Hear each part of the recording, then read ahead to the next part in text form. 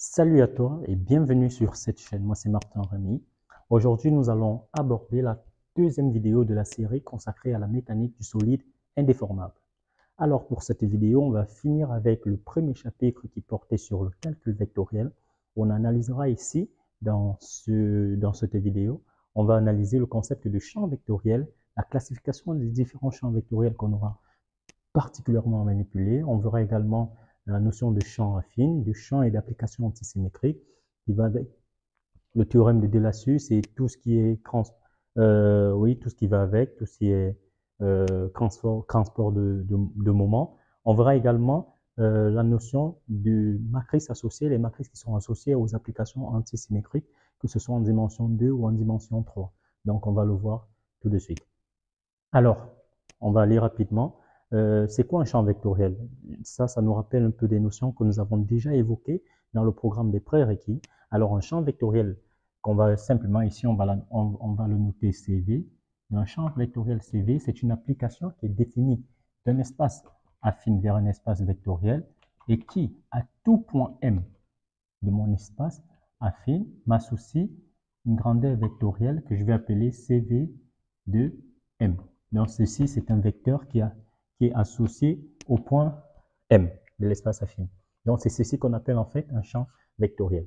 Maintenant, un champ vectoriel, il peut la plupart des,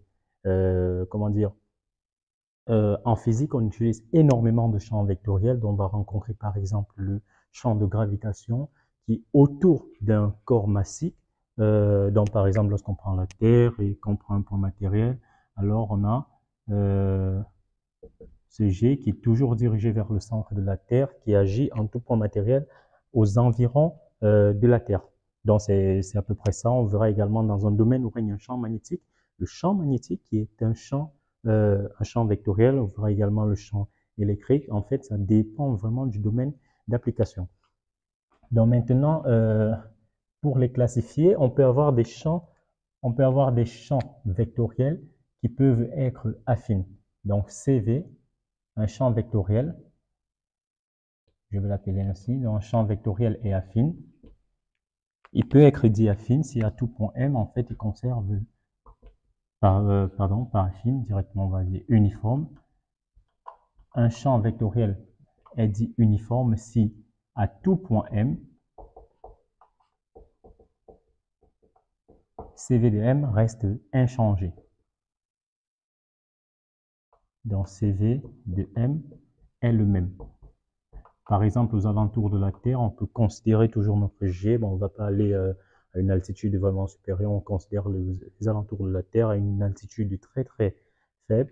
Donc, on aura un CV de M qui est quasiment uniforme. On subit le même G, donc on peut le considérer ainsi. On peut également prendre le champ électrique qui règne entre deux plaques chargées. On peut avoir un champ magnétique, un champ électrique uniforme, comme celui dans un condensateur, ou bien encore le champ magnétique créé par une bobine, par un aimant U.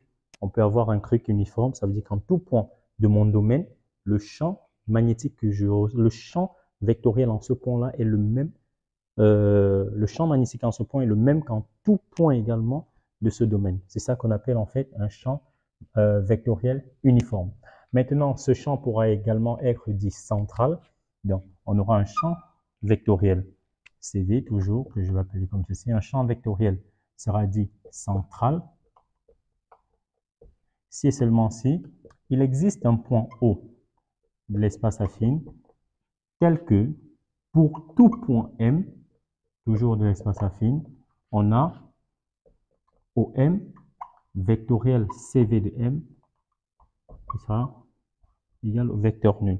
Ça nous rappelle bien des trucs en mécanique du point matériel.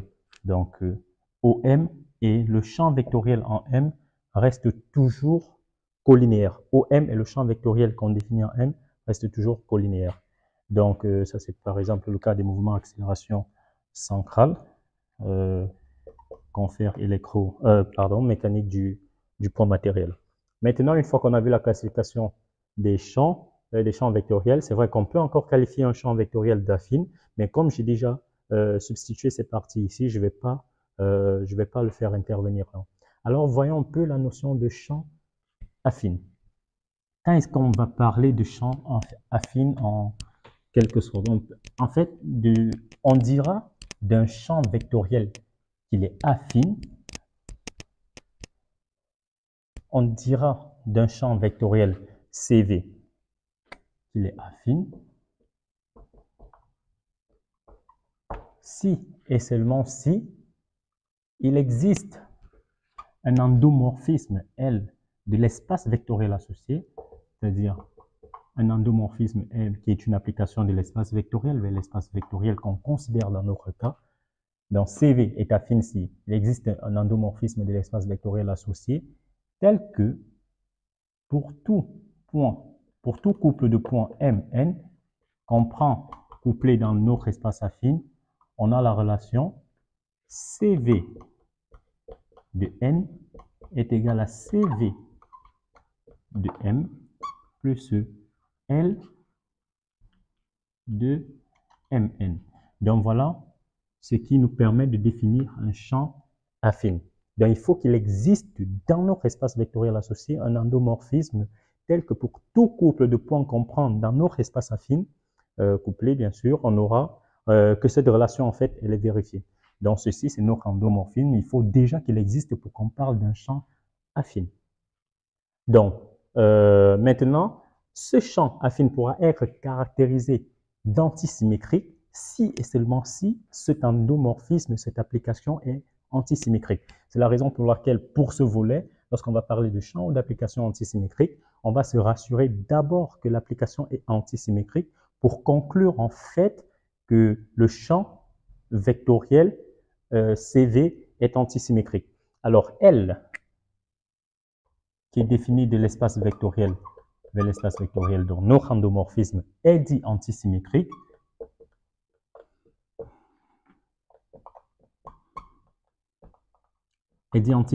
c'est seulement si.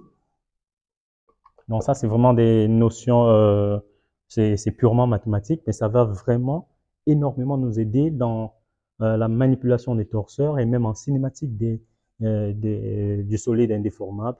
Ce sont des opérations qu'on aura à manipuler tout le temps. Et il faudrait vraiment le connaître déjà de base. Donc, notre endomorphisme de l'espace vectoriel associé sera dit antisymétrique si et seulement si, pour tout couple. Donc, si et seulement si, pour tout couple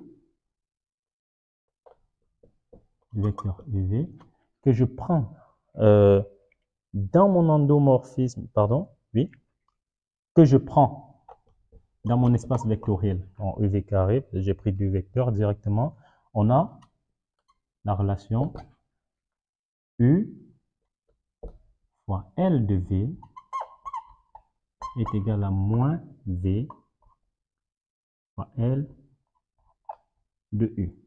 Donc ceci, retenez bien, c'est ce qui va nous permettre de définir une application antisymétrique et c'est à partir de ceci également qu'on pourra retrouver l'expression matricielle associée à cette application antisymétrique, que ce soit en dimension 2 ou en dimension 3.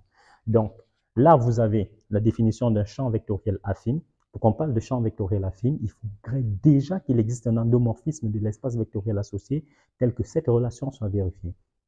Maintenant, pour que ce champ vectoriel soit dit antisymétrique, il faudrait que l'endomorphisme qui permet sa définition soit lui également antisymétrique. Et cet endomorphisme que j'appelle joli L, qui est là, est antisymétrique si et seulement si, pour tout couple de vecteurs que je prends dans mon espace vectoriel, j'aurai la relation U fois L de V qui est égale à moins V L de U. Donc si ceci est vérifié pour tout couple de vecteurs que je prends dans mon espace vectoriel, alors l'application est antisymétrique. Qu'est-ce qu'on peut encore avoir? Donc, ici, on voit directement qu'en fait, c'est le moins qui caractérise l'antisymétrie. Si on avait si on avait un endomorphisme qui respectait pour tout couple de vecteurs UV de l'espace vectoriel, le fait que U fois L de V égale à V fois L de U, alors on aurait eu un endomorphisme qui serait dit symétrique et non antisymétrique. C'est le moins qui est caractérisé par le fait, c'est le moins qui induit le fait que le champ que l'application l'endomorphisme est antisymétrique. Maintenant, une fois que l'application, l'endomorphisme ou l'endomorphisme est qualifié d'antisymétrique, on peut remonter au fait que notre champ vectoriel est antisymétrique. Mais il est également à noter que si L est antisymétrique,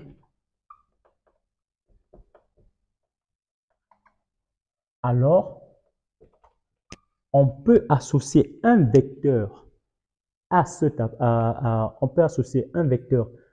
application antisymétrique qui lui définit un champ vectoriel. Donc alors on peut lui associer un vecteur, c'est-à-dire il existe, je vais noter exactement pareil, mais en termes de notation, en termes de vecteur. Donc je vais dire il existe joli L, ça c'est un vecteur, ça c'est une application. Donc il existe un vecteur noté joli L associé à notre champ de vecteurs tel que pour tout vecteur U que je prends dans mon espace vectoriel, j'aurai L de U. Ça, c'est l'application antisymétrique. Ça va simplement égal à L, qui est le vecteur vectoriel U. Donc ça, c'est quelque chose de très important qu'il faut comprendre. Ça veut dire qu'en fait, si mon application est déjà dite antisymétrique, c'est-à-dire s'il vérifie pour tout couple de vecteurs U et V que U scalaire L de V égale à moins V scalaire L de U, alors je peux directement dire qu'il existe un vecteur associé L, un vecteur associé à mon champ vectoriel qui a été défini par cet endomorphisme, tel que pour tout vecteur que je prends dans mon espace vectoriel, L de U est égal à joli L vecteur vectoriel U.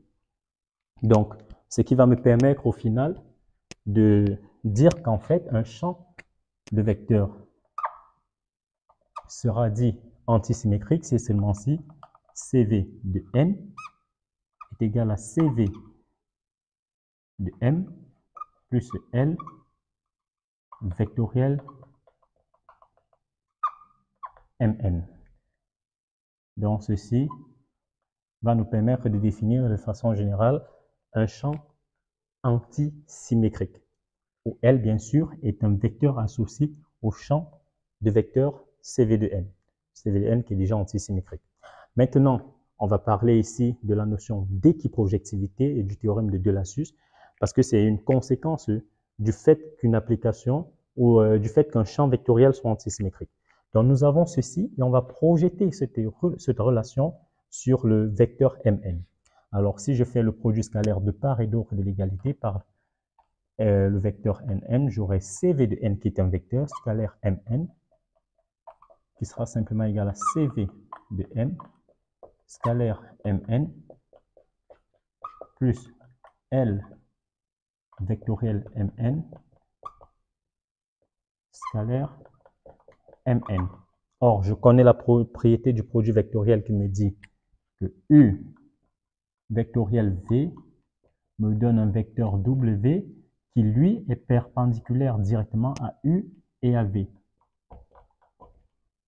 Ça veut dire qu'en fait, Mn est perpendiculaire au vecteur L vectoriel Mn. Donc, le produit scalaire, il va donner simplement 0. Et je vais rester avec CV de n scalaire Mn sera égal à CV de m scalaire Mn. On dira donc ici que le champ de vecteur ou le champ vectoriel CV est équiprojectif. Il garde la même projection sur le vecteur Mn. Donc vous voyez que champ de vecteur antisymétrique conduit à un champ vectoriel équiprojectif. C'est donc ça l'énoncé du théorème de Lasus. Donc, théorème de Lasus qui nous permet simplement de dire que pour un champ vectoriel,